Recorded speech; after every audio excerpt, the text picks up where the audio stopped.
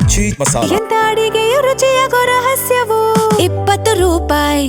ದೇವೇಗೌಡರ ಪತ್ನಿ ಚೆನ್ನಮ್ಮ ವಿಧಿವಶರಾದಂಥ ಹಿನ್ನೆಲೆ ದುಃಖದಲ್ಲೇ ಇರುವಂತಹ ದೇವೇಗೌಡರಿಗೆ ಗಣ್ಯರಿಂದ ಸಾಂತ್ವನದ ಮಾತುಗಳು ಕೇಳಿ ಬರ್ತಾನೆ ಇದೆ. ದೂರವಾಣಿ ಕರೆ ಮೂಲಕ ಸಾಂತ್ವನ ಹೇಳಿದ್ದಾರೆ ಗಣ್ಯರು.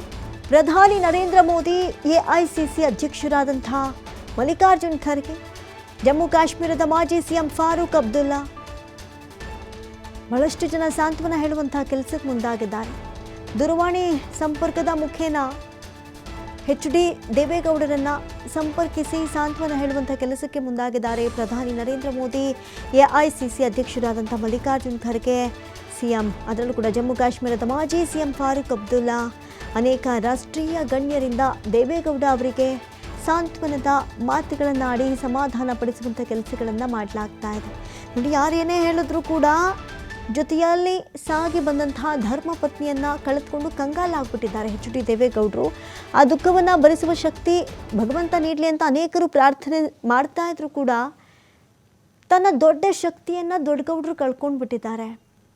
ಇಂದಿಗೂ ಕೂಡ ಅವರು ಬರೋವರೆಗೂ ಕಾದು ಊಟ ಮಾಡುವಂತಹ ಅನೇಕ ಸನ್ನಿವೇಶಗಳಾಗಿರ್ಬೋದು, ದೇವರ ಪ್ರಸಾದವನ್ನು, ದೇವರ ಹೂಗಳನ್ನು ಗೌಡ್ರಿಗೆ ಅವರು ಕೊಡ್ತಾ ಇದ್ದಂತಹ ಪರಿಯ ಆಗಿರಬಹುದು, ದೇವರ ಮನೆಯಲ್ಲೇ ಕುಳಿತು ಅನೇಕ ಗಂಟೆಗಳ ಕಾಲ ಪೂಜೆ ಪುನಸ್ಕಾರ ಸಲ್ಲಿಸಿದಂಥ ಆ ಸೇವೆ ಇವತ್ತು ಈ ಮುತ್ತೈದೆ ಸಾವನ್ನು ಪಡೆದುಕೊಳ್ಳುವಂಥ ಸನ್ನಿವೇಶಕ್ಕೆ ಸಾಕ್ಷಿ ಆಗಿರ್ಬೋದು. ಇದನ್ನೆಲ್ಲ ದೇವೇಗೌಡರು ಮರೆಯೋದು ಕಷ್ಟ ಇದೆ. ಹಾಗಾಗಿ ಬಹಳಷ್ಟು ಜನ ಗಣ್ಯಾತಿ ಗಣ್ಯರು ದೇವೇಗೌಡರಿಗೆ ಕರೆ ಮಾಡಿ ಸಾಂತ್ವನ ಹೇಳುವಂಥ ಕೆಲಸಕ್ಕೆ ಮುಂದಾಗ್ತಾ ಇದ್ದಾರೆ.